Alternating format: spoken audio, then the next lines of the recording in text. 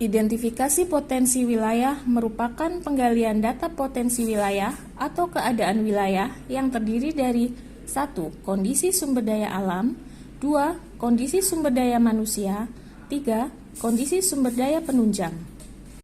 Identifikasi potensi wilayah bertujuan agar mengetahui permasalahan dan potensi-potensi yang dimiliki oleh suatu wilayah tersebut, sehingga akan diperoleh data primer dan data sekunder yang akurat sebagai acuan untuk penyusunan program penyuluhan.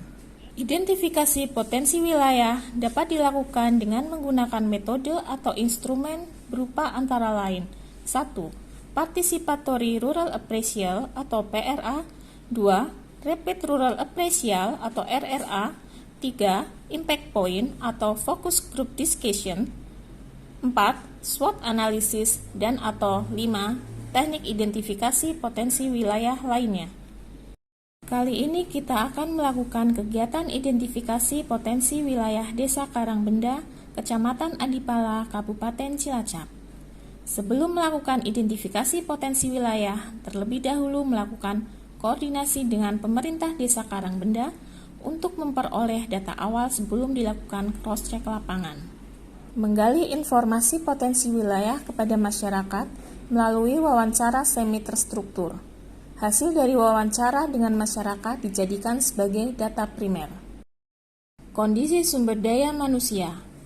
Kondisi sumber daya manusia meliputi salah satunya adalah data penduduk, kelompok tani hutan, dan pelaku utama dan usaha.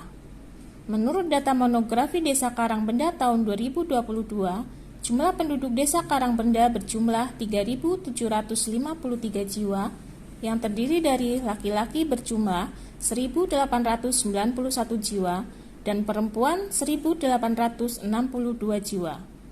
Masyarakat Desa Karangbenda sebagian besar bermata pencaharian sebagai petani. Kelompok tani hutan KTH yang berada di Desa Karangbenda berjumlah 2 KTH, yaitu KTH Wanatani Terpadu yang merupakan binaan dari Balai Karya Jawa Tengah dan KTH Rimbun. Pelaku utama dan pelaku usaha di Desa Karangbenda. Selain potensi dari sektor pertanian, Desa Karangbenda juga memiliki potensi usaha rumah tangga yang cukup potensial untuk dikembangkan. Potensi usaha rumah tangga yang terdapat di Desa Karangbenda seperti usaha pembuatan telur asin, usaha pembuatan gula merah, usaha pembuatan tempe contong, usaha pembuatan aneka keripik dan cemilan. Kondisi sumber daya alam. Salah satu kondisi sumber daya alam adalah tentang penggunaan lahan dan potensi keanekaragaman hayati. Penggunaan lahan di Desa Karangbenda sebagian besar digunakan untuk sektor pertanian dengan komoditas utamanya padi dan tanaman palawija.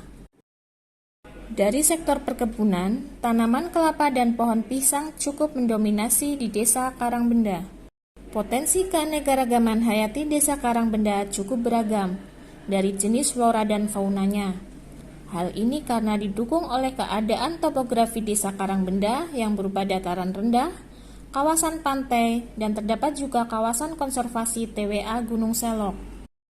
Keanekaragaman hayati flora dan fauna yang berada di sekitar dan di kawasan konservasi TWA Gunung Selok antara lain Raja Udang Biru, cabai Jawa, bondol Jawa, ayam hutan hijau, alap-alap sapi. Di Desa Karangbenda juga terdapat konservasi penyu nagaraja.